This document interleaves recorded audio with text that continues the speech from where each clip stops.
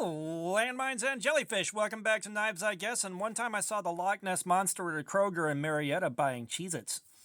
So, we're going to reassemble this Olitans T025, and it's story time. So, I figured while I'm doing this, I'll tell you the story of the best time I ever got kicked out of a place. And I've mentioned it before, but when I was younger, I was kind of an asshole. And, I've been asked to leave a few places. I have been asked to leave a few places. However, there's one that really stands out as the most epic please leave I've ever gotten. And so when I was younger, 16, 17, 18, I had three friends, and they were all girls. And from the best I can tell, they all seemed to be fairly into me, and I'm not entirely sure why. There was a high degree of social ineptitude, along with the fact that the Lord did not see fit to take me home over the course of a number of near-death experiences for fear of my awkwardness. I was definitely pretty far out there. And so I didn't really understand, but, I kind of looked at them as friends and never really thought, hey, we could hook up.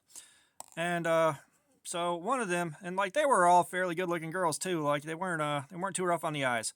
But eventually I kind of hit a point where I was like, you know what, this dry spell's been going on quite a while. Maybe I should do something about it. So I decided to, check one of them out and, give them a holler and, see if they were interested in some recreational activities. And so I let them know I was on my way to their place. And I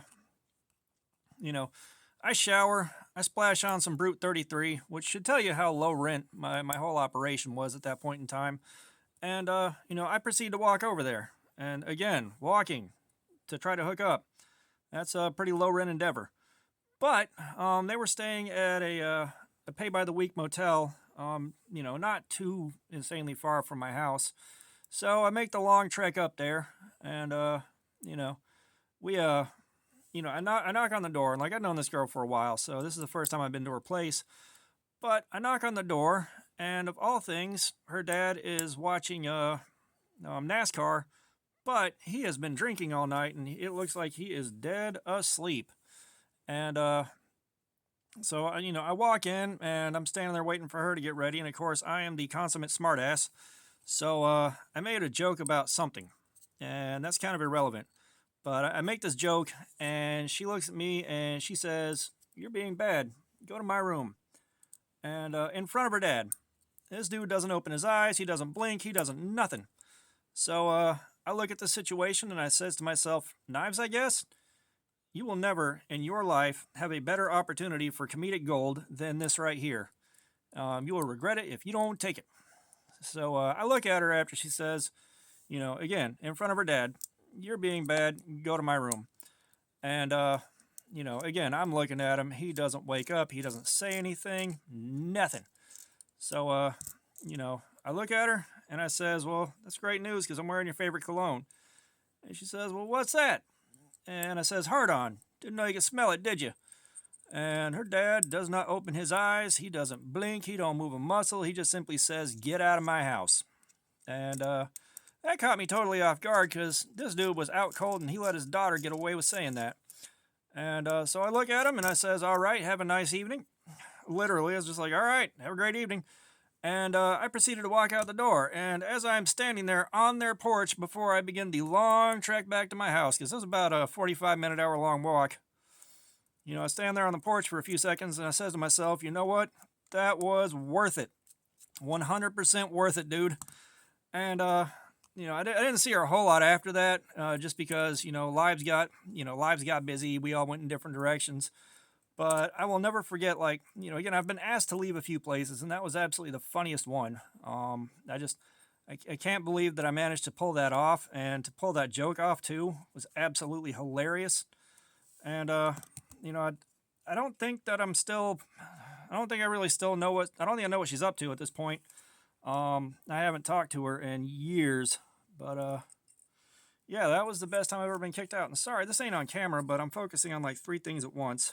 I'm working on getting the pocket clip back in because I bought another Olitans T025 to try doing some more flame coloring work. And this one, I tried the butane torch again, and it wasn't getting me anywhere, and the butane torch was getting tired of being run that hard. So I switched over to the Forge again, and I don't know if it can really be seen on camera, but I got a lot of nice purple, blue, like it's a very distressed look. It looks better than the last one by a little bit. I am learning. It ain't perfect, but it's definitely a cool modification, and I'm going to do something special with this soon enough. But we're going to drop some oil in this. This thing hasn't even taken its first cut yet, guys. Like, I opened it and went straight to flame treatment.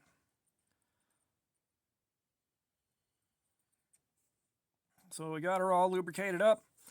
Let's see if I made any mistakes in reassembly. It's a little stiff. That's where I went wrong. We're going to back the pivot off just a little bit, and let's flick the bean. Okay, so it is back together. It is working smoothly. It is doing just like every other titanium. If you press on this too hard, it doesn't quite snap. But it is together. And let's see if I can get some of these colors to really show. You can see a little bit of the blue and a little bit of the bluing and purpling right here. I'm going to try to get a better picture of this for the thumbnail of this video, but this definitely came out looking fairly nice. Like I said, a little distressed, a little bit rough, but it's still a cool look. Let's flick the bean. And I really like this thing. Let's see how sharp they are out of the box. I didn't do this test with the first one. I didn't think of it. But let's get some print in here. Come on, catch. I'm holding it upside down. Very, very, very sharp. So that was another pointless story, and this was the reassembly of an Olitans T025. I am becoming far less timid about working on stuff like this, and like I said, I'm going to do something special with it soon here. So all that being said, thanks for looking at my crap. Thanks for looking at the reassembly of this.